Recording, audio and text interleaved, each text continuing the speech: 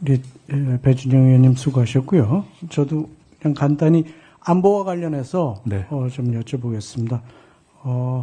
이란이 이스라엘 이번에 미사일로 공격해서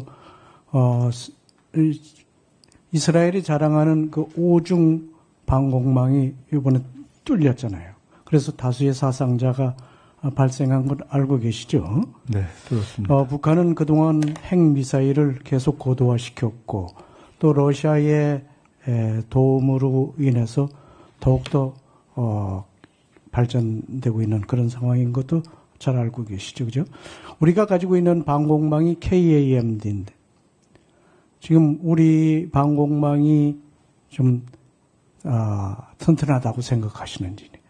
북한은 더군다나 이 러시아의 도움으로 더 개발했고 이번엔 또 우크라이나 전쟁에 참여해서 드론에 대해서도 상당한 지식을 가지고 있다 생각되는데 이런 걸 감안해서 우리 KAMD 상황이 어떤지 앞으로 어떻게 보강해야 되는지 그에 대해서 좀 의견을 말씀해 주시기 바랍니다. 엄밀한 의미에서 제가 국방위원회에 속해 있는 수준을 넘어서는 국방 전문가는 아니지만 개인적으로 우연히도 제가 무기 문제에 대해서 관심을 오래 가지고 이렇게 좀 봐온 사람입니다. 그리고 미국을 포함해서 그런 국방 문제에 대해서 비교적 관심을 좀 오래 갖고 공부를 해온 편인데요. 엄밀한 의미에서 어떤 나라도 더구나 현대전에서 방어를 완벽하게 할 수 있다라고 이야기하는 것은 사실은 이론적으로 기술적으로 쉽지 않다 하는 것을 조경현 위원장님께서도 아마 생각하시고 여쭤보신 것 같습니다. 우리 한국의 MD 문제도 그런 점에 있어서는 당연히 개선돼야 할 점들이 많이 있고 더구나 북핵이 사실상 고도화되고 이미 존재하는 것이 아닌가. 북핵 보유국의 인정 문제와는 별도로라는 상황에서는 대단히 깊은 안보적 고민이 있는 상황인 것을 저희가 알고 있기 때문에 그렇기 때문에 저희들이 한미동맹도 중시하는 것이고 또 여러 가지 심지어 상당한 목소리로 뭔가 독자적인 핵에 대한 문제까지도 제기하는 분들이 있다 하는 것을 이해하고 있습니다. 그래서 그런 문제에 대해서 충분히 이해하고 바라보고 고민하고 있다. 개인적으로는 그 정도까지 말씀드리겠습니다. 네. 그런 무기체계에 관심 많으시다고 그러시니까 다행으로 생각하는데, 우리는 방공망 중에, 저고도 공격하는 북한의 장사정포라든지 드론에 대한 대비가 상당히 미흡한 거 잘 알고 계시죠?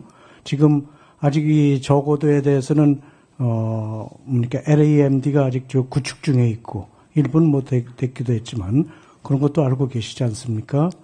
네. 네, 굳이 멀리 가지 않아도 바로 지난번에 윤석열 대통령 시절에 용산이 북에서의 어떻게 보면은 기술적으로 그렇게 막 고도화됐다고 볼 수 없는 드론에 의해서 사실상 뚫린 것 같은 상황을 연출했던 것이 사실 아니겠습니까? 그런 고민이 있죠. 네. 그런데 우리 후보자께서는 2016년도에 사드 배치할 때 사드에 대해서 반대를 하셨고, 또 사드에 대해서 그때 더불어민주당인가 반대 당론을 채택해야 된다고까지 발언을 하셨는데, 이 사드가 고고도 방어 체계인 거 잘 알고 계시잖아요. 그 우리에게 필요한 거라고 생각되는데 이에 대해서는 지금도 같은 생각을 하고 계시는지 어떤지 한번 의견 좀 말씀해 주시죠. 네, 그때로서는 그 사드를 배치한다고 해서 기술적으로 완벽한 방어가 되기는 어렵다라는 판단 하나와 그리고 그것이 우리가 가지고 있는 미중 양국 외교 관계에 있어서 미칠 영향에 대한 우려 때문에 보다 충분한 국민적 논의가 필요하다는 점에서의 어떤 그 국민적 논의가 전제되지 않은 졸속 배치에 대한 문제 제기를 한 것입니다. 그리고 이미 아시다시피 현재 기배치가 되어 있는 상황 아니겠습니까? 대통령께서 일본과의 관계에 대해서 외교적 연속성이라는 원칙을 말씀하신 것처럼 외교 국방의 연속성이라는 것은 중요하기 때문에 그런 선상 위에서 저희들이 한편으로는 외교적 관점에서 보고 또 한편으로는 국방을 더 안전하게 하기 위한 노력을 하는 차원으로 계속 정책을 강화해가면 되는 문제다 이렇게 생각을 합니다. 사드가 필요하다고 인정을 하신다는 말씀으로 들어도 되겠습니까? 네, 현 시점에서는 그것이 부족하지만 그래도 일정한 의미가 있는 대안이라고 판단되어서 정부 차원에서 배치가 되어 있는 것으로 이해하고 또 부족하면 더할 수도 있고요. 그렇게 보시는 거죠. 자, 이란과 이스라엘이 이번에 미사일을 공격할 때 보니까 한 1600km 날라서 하던데, 우리는 북한하고 불과 한 50km밖에 안 되잖아요. 그래서 이런 뭐 방공망도 중요하지만, 탐지 능력도 상당히 중요해서 종합적인 대응 체계가 필요하다는데 동의하십니까? 앞으로 혹시 제가 총리가 되면은 존경하는 이정배 위원장님을 꼭 한번 긴히 뵙고 이러저러한 국방 문제에 대해서 말씀을 조금 더 자세히 여쭙는 기회가 있으면 좋을 것 같습니다. 왜냐하면 지금 주시는 질문들 하나하나에 대해서 제가 개별적으로 사안 하나하나를 답변하기는 너무나 중한 문제들을 질문 주시는 것 같아서 제가 단답으로 하기는 조금 더 신중하게 답변 드리는 것이 옳지 않을까 싶습니다. 제가 답변을 드리고 싶지 않아서가 아니라 그런 문제들에 대해서 조금 더 깊이 공부하고 총리로서 위원장님께 말씀드릴 기회를 갖게 됐으면 좋겠다 하는 것으로 이해해 주셨으면 합니다. 네. 그러면 쉬운 걸로 하나 말씀드리죠.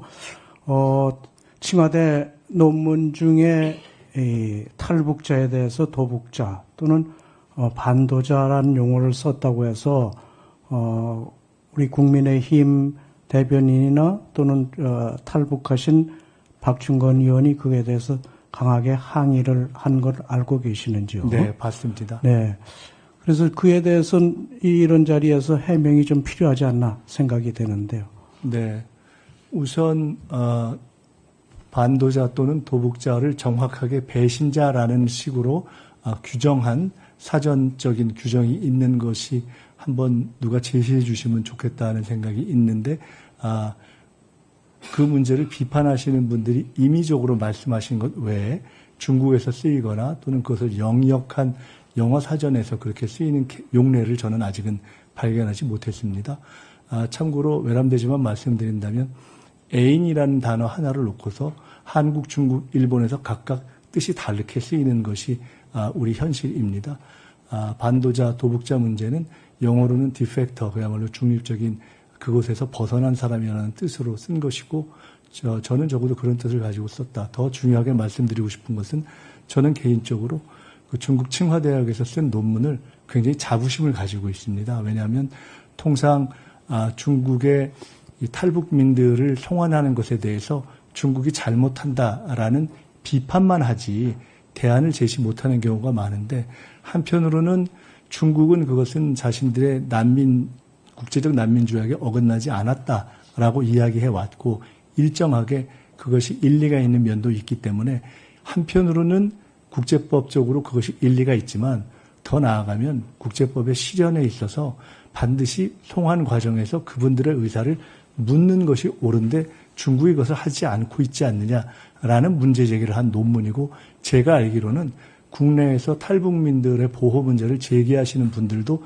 한 번도 제기하지 않은 문제를 제기한 것이어서 당시 제가 논문을 쓸 때 칭화대학의 중국 교수들이 어떻게 이런 문제를 중국에서 제기할 용기를 냈느냐라고 제게 질문 주셨던 사안이어서 저는 사실은 그때도 그렇고 앞으로도 그렇고 이런 문제에 대해서는 한번 조금 저희가 정책으로도 반영해봤으면 좋겠다는 생각을 가지고 있고 부족한 점이 있을 수 있지만은 칭화대 논문은 저로서는 굉장히 고민하고 성의 있게 쓴 논문이다 이렇게 말씀드리겠습니다. 탈북자 문제에 대해서는 인도적인 입장에서 접근하는 것이 어떨까 저는 그런 생각 들고요. 네. 그런 점을 좀 앞으로 총리 되시면 적극적으로 반영해서 중국과 협의하는데 도움이 됐으면 좋겠다는 말씀 반드시 드립니다. 인권적인 차원에서 저희들이 지켜봐야 하고 바라보고 노력하고 도울 수 있는 것을 도와야 한다 이렇게 생각하고 중국과도 해야 할 얘기가 있으면 저희들이 주저하지 않고 합리적으로 국제법의 근거에서 하도록 노력하고 그런 근거를 찾는데 저의 작은 경험도 쓰도록 하겠습니다. 반도자, 도북자 문제는 북한에 대해서 배반하고 도망가고 뭐 이런 뜻은 아니다. 이런 네, 말씀을 뉴트럴한 입장, 들어도 중립적인 되겠습니까? 입장에서 쓴 것이고 저는 그때로서는 중국에서 쓰는 용어 등의 일부를 차용해서 쓴 것인데 혹시 그렇게 받아들이는 분이 있다면은 꼭 그렇게 받아들이시지는 않아도 좋다 이렇게 말씀을 드리겠습니다. 네. 자, 이상으로 보충 질의를 모두 마쳤습니다.